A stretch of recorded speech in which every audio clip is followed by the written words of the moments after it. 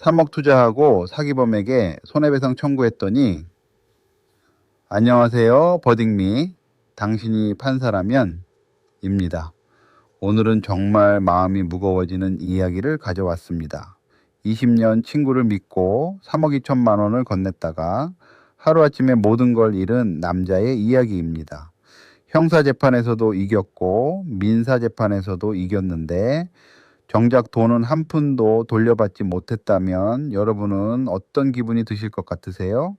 2021년 3월 15일 42살 김민수 씨의 휴대폰에 카카오톡 메시지 하나가 도착했습니다. 보낸 사람은 22살부터 함께 술 마시고 고민을 나누어온 20년 지기 친구 41살 박성호였습니다. 메시지 내용은 이랬습니다. 형, 나 요즘 가상화폐 거래소 투자로 대박 났어. 정부 인가받은 곳인데 월 15% 수익률 보장해. 너도 한번 해볼래?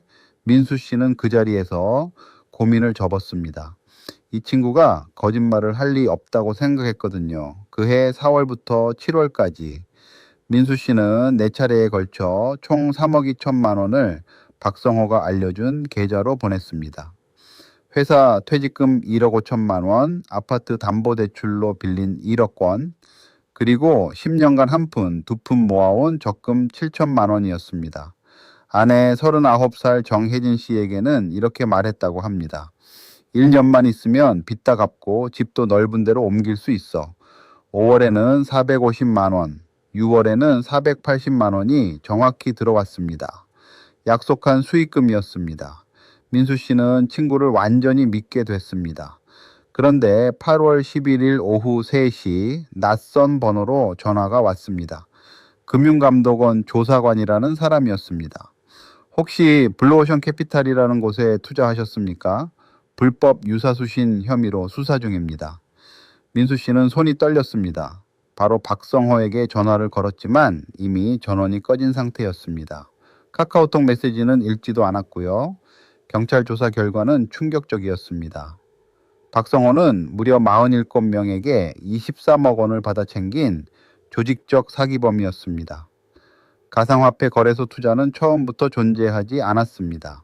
신규 피해자의 돈으로 기존 피해자에게 수익금을 돌려주는 이른바 폰지 사기였던 겁니다.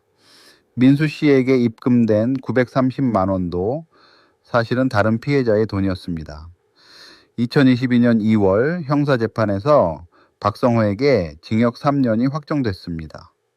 하지만 민수 씨의 고통은 거기서 끝나지 않았습니다. 형사재판에서 유죄가 나왔다고 해서 빼앗긴 돈이 자동으로 돌아오는 건 아니거든요.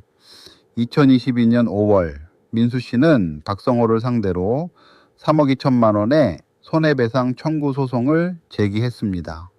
소장을 작성하고 법원에 내는 데만 인지대와 송달료로 190만 원이 들었습니다. 변호사 비용은 별도였고요. 첫 변론기일 교도소에서 호송되어 온 박성호는 초췌한 모습으로 법정에 섰습니다.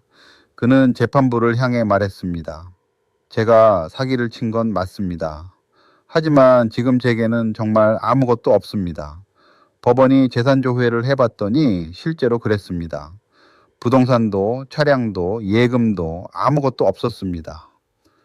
자, 이 사건의 핵심은 바로 이겁니다. 사기를 당한 사람이 법원에서 2번 다 이겼는데도 왜 돈을 못 받는가 하는 겁니다. 법적으로 책임이 있다는 판결과 실제로 그 돈을 받아낼 수 있느냐는 전혀 다른 문제라는 거죠. 법원은 당신이 이 돈을 줘야 한다고 명령할 수는 있지만 줄 돈이 없는 사람에게서 강제로 뽑아낼 방법은 없습니다.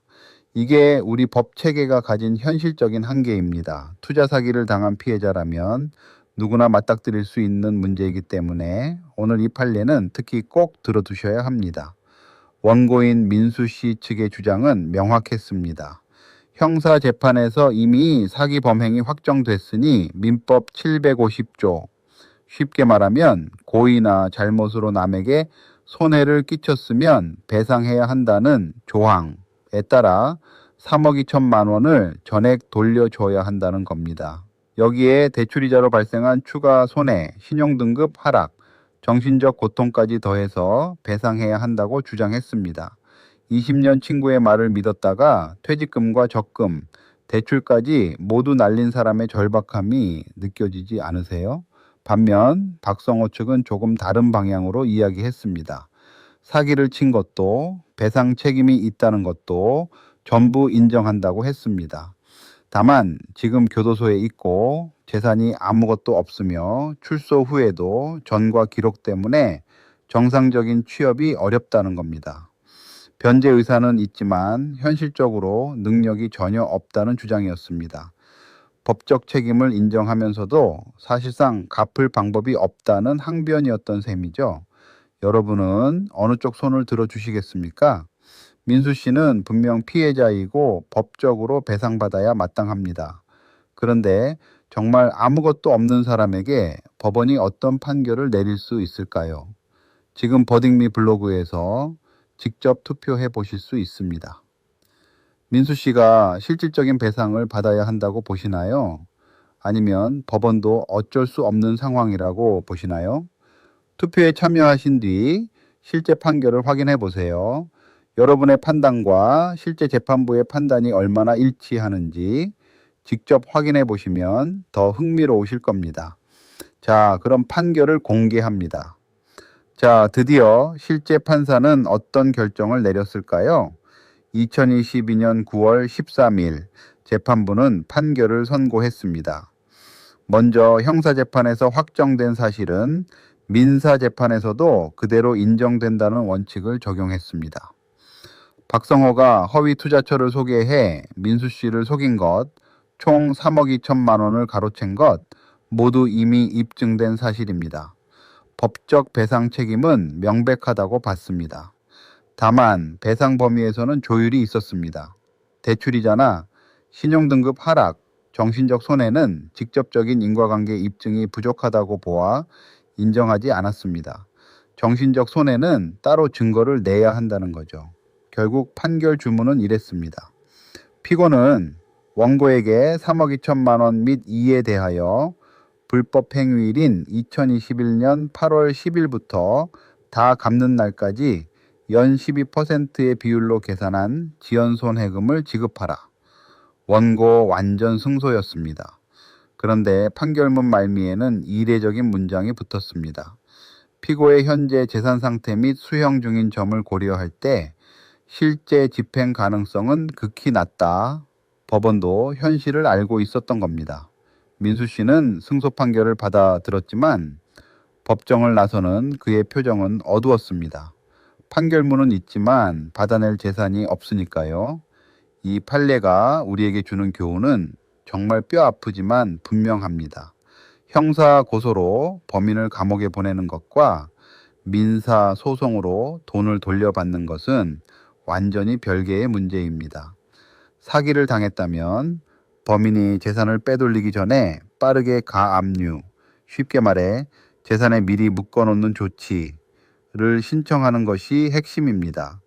형사 고소와 동시에 민사 절차를 병행해야 하고 범인의 재산을 빨리 파악해서 동결시켜야 합니다. 그리고 무엇보다 아무리 친한 친구라도 월 15% 수익률을 보장한다는 말은 그 자체로 이미 사기의 신호입니다. 수익률을 보장한다는 투자는 세상에 존재하지 않습니다. 알아두면 반드시 도움이 됩니다. 또 한 가지, 판결문은 10년간 효력이 있고 갱신도 가능합니다. 민수 씨처럼 승소 판결을 받아두면 박성호가 출소 후 재산이 생겼을 때 다시 강제 집행을 시도할 수 있습니다. 완전히 포기할 이유는 없다는 거죠. 하지만 그게 현실에서 얼마나 어려운 일인지도 오늘 이 판례가 잘 보여주고 있습니다. 당신이라면 어떤 판결을 내리셨을까요? 법적으로 이기고도 현실에서 아무것도 받지 못한 민수 씨의 이야기 마음에 남으셨다면 버딩미를 구독하고 주변 분들께도 공유해 주세요. 우리가 일상에서 만날 수 있는 법 이야기 앞으로도 계속 쉽고 깊게 전해 드리겠습니다. 다음 판례에서 만나요.